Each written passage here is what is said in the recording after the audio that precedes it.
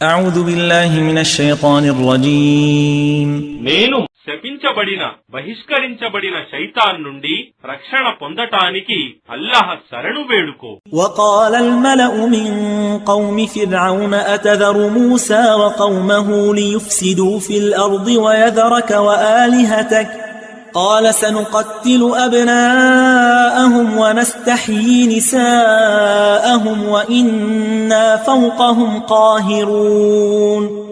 మరియు ఫిరౌన్ జాతి నాయకులు అతనితో అన్నారు, ఏమి భూమిలో కల్లోలం రేకెత్తించటానికి మరియు నిన్ను నీ దేవతలను విడిచిపోవటానికి నీవు మూసాను మరియు అతని జాతి వారిని వదులుతున్నావా?